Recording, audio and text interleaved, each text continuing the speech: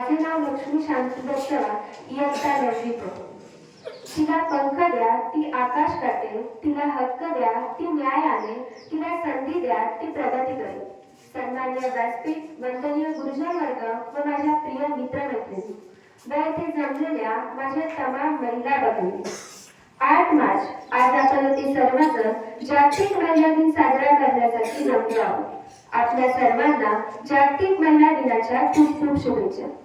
छत्रपती शिवाजी महाराज यांना घडवून स्वतंत्र स्वराज निर्माण करून देण्यासाठी केलेल्या संघर्षाचे दर्शन देणाऱ्या राजमाता जिजाऊ, मैं मेरी झाशी कभी नहीं दूंगी असे ठणकावून इंग्रजांशी संघर्ष साधणाऱ्या राणी लक्ष्मीबाई व स्त्री शिक्षणाची महत्त्व ओळखून स्त्रियांना व मुलींना शिक्षणाची दारे खुली करून देणाऱ्या क्रांतिज्योती सावित्रीबाई फुले या सर्व स्त्रियांच्या कार्याला मी वंदन करते.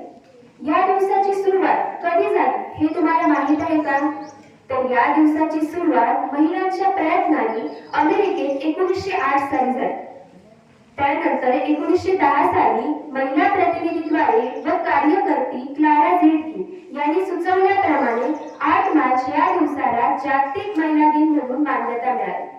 आज हा सर्व दिवस अनेक महिला उत्साहाने व आनंदाने साजरा करतात. हा दिवस कर्तृत्ववान महिलांचा, हा दिवस काम करणाऱ्या महिलांचा व हा दिवस गृहोद्योग चालवणाऱ्या महिलांचा त्यांचा सन्मान केला जातो व त्यांना पुढील वाटचालीस प्रोत्साहन दिले जाते. आपल्या भारत देशात अनेक स्त्रिया प्रगती पथावर आहेत. शेती मजुरीपासून ते देशाच्या राष्ट्रपती पदापर्यंत, तसेच डॉक्टर, इंजिनियर, शिक्षिका, पायलट, खेळाडू अशा विविध क्षेत्रांमध्ये महिलांनी आपली मोलाची कामगिरी बजावली आहे.